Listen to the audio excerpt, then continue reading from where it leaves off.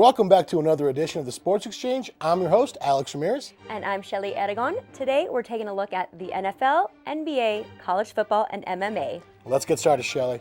Ronda Rousey, no longer UFC's women's bantamweight champion? Say it isn't so.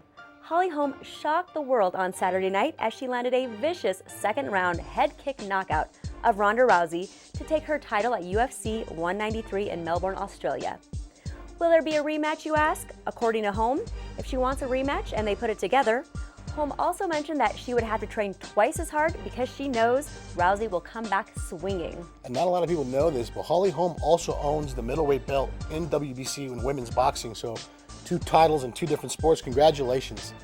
Middleweight champion Miguel Cotto and former unified middleweight title holder Canelo Alvarez square off in their highly anticipated showdown on Saturday night at the Mandalay Bay Event Center in Las Vegas. Cotto and Alvarez have faced 5 common opponents: Floyd Mayweather, Sugar Shane Mosley, Austin Trout, Alfonso Gomez, and Levon Denor.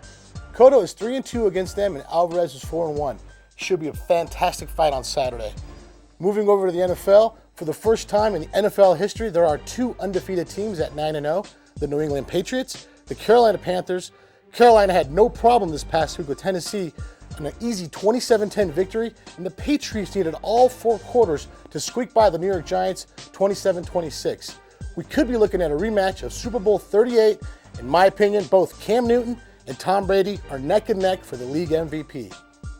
And the 2015 Major League Baseball Rookie Awards were announced earlier this week.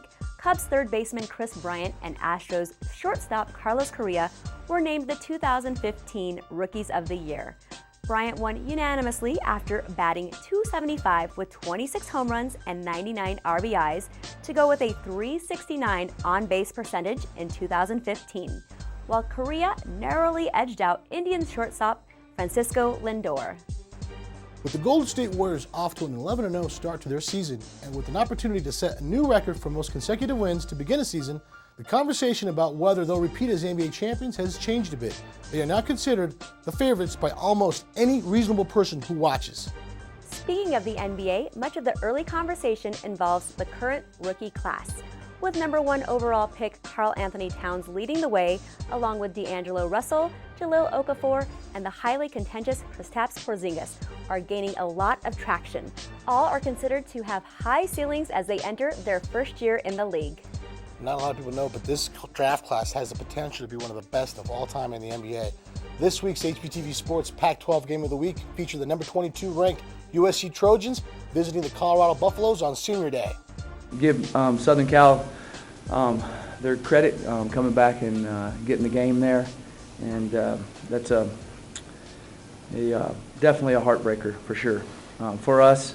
And kids keep battling and keep fighting hard, and just came up short again. But wow, the last 2 years that team has shellacked us, and we've caught up a lot of area, but that still hurts mightily to those young men. And man, I feel bad for Cepho. Cade came in and thought did some good things. So.